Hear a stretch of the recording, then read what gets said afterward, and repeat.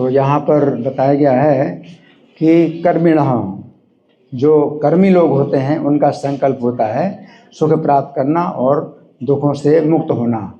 तो कर्मी हम जानते हैं, कर्मी का मतलब है जो इंद्रिय तृप्ति जिनका जीवन है, जिनके जीवन का केंद्र इंद्रिय तृप्ति होती है और वो जो है क्या चाहते हैं, सुख भोगना चाहते हैं।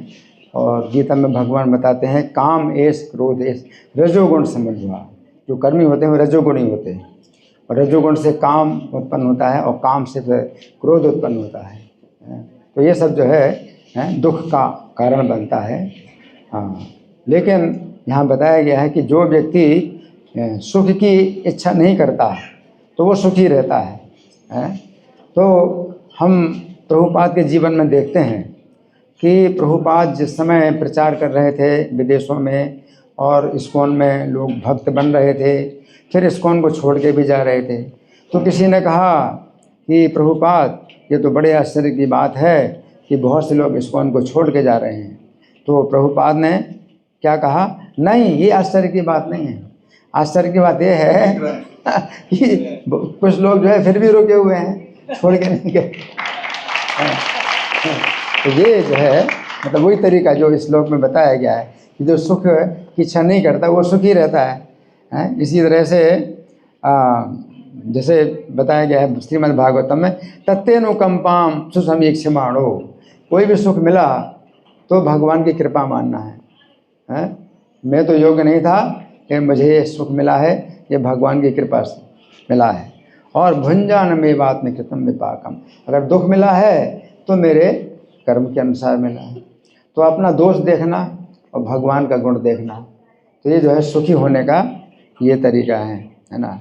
और सुखों में हम किसी को अगर भूल जाते हैं तो कुंती महारानी क्या कहती हैं कि सुखों में आपको भूल जाते हैं तो असली दुख तो वही है, और दुखों में हम आपको याद करते हैं तो असली सुख वही है।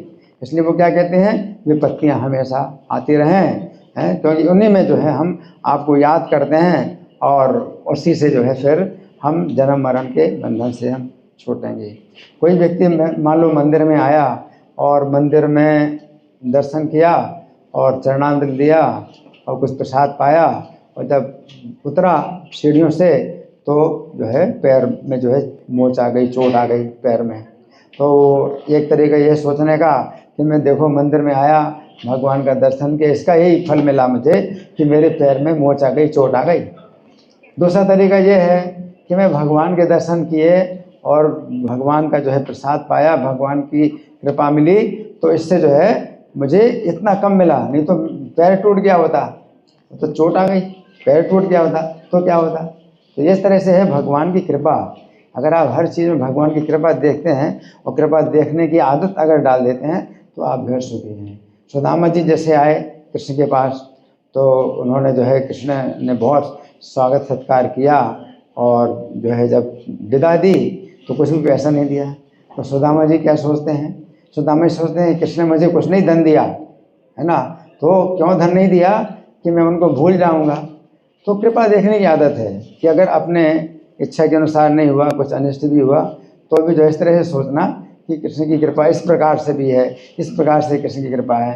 तो सुदामा जी सोचते हैं कृष्ण की ये कृपा है कि उन्होंने मुझे धन नहीं दिया कि मैं भूल जाऊंगा। जब घर गए और जब देखा कि इतना धन उन्होंने भेज दिया, इतनी संपत्ति दे दी, तो फिर वो सोचते हैं कृष्ण की ये कृपा है। तो हर समय जो है कृष्ण की कृपा देखने की आदत अगर हम डाल लेते हैं तो हम सुखी रहेंगे। हरे कृष्ण। सन 2009 में आपके रूम में आपने मुझे ये बात बताई, ये सेम डायलॉग कि हर परिस्थिति में कृष्ण के हाथ देखने की आदत लगानी चाहिए।